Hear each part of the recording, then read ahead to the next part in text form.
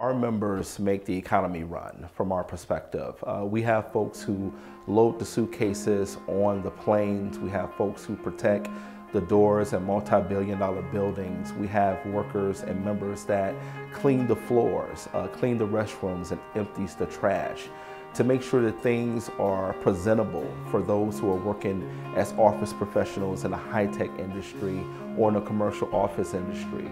We're the folks that make sure that the day-to-day operations of multi-million-dollar industries work. We believe that we're the backbone of the economy here in California in the service sector. And so we need to make sure as service workers, an organization that represents service workers, that we are building a foundation that's sustainable and has longevity and influence as we continue to move forward. Because we know what can happen when you lose that voice in the workplace. We know what can happen when you don't have that voice in the workplace, because we've all been there. Corporate boardrooms have disenfranchised a lot of working men and women like our members. When you have a corporation exploiting their workers, again, you're not just exploiting those workers, you are exploiting those workers' children, and you are taking away from that family's foundation to basically keep these workers from having a voice, from standing up, from taking action collectively to be able to improve their lives. We have a history of taking on national immigration fights. We have a history of taking on issues like wage theft. So I can think of a few. I can think of when in 2008, janitors rose up and struck for 10 days so that the jobs here in Silicon Valley and the East Bay and Sacramento and all across the state in California could be better jobs, so that we could have healthcare for everyone that's in our union. Labor is the last line of defense for working people throughout this country.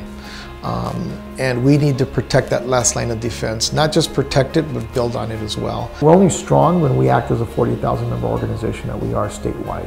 When we can find and we can capture that power, then we have to use that power to really have influence on those who are most marginalized, because winning a good contract is part of what we have to do, and it's part of the DNA of our organization.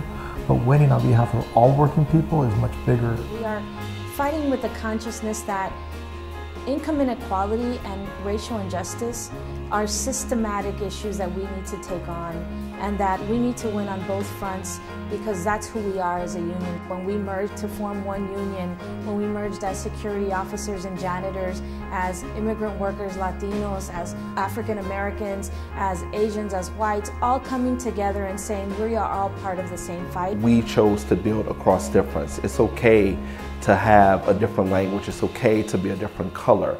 We believe that that's our strength in organizing our members around what it means to be diverse, and acknowledging the difference we believe builds power for workers. America is the land of opportunity. That is why my parents came here, and that's why a lot of our members and workers have come to this country. It is up to every single one of us to do what we can, to come together as a collective, as a people.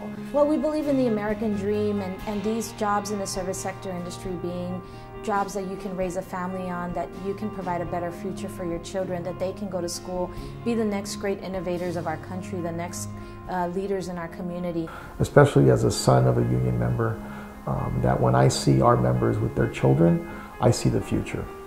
Because I was one of those children of a union members who's now the president of this organization. And I think making sure that the next generation is invested in what we're doing now, so we can be able to continue to build in the future, is really important.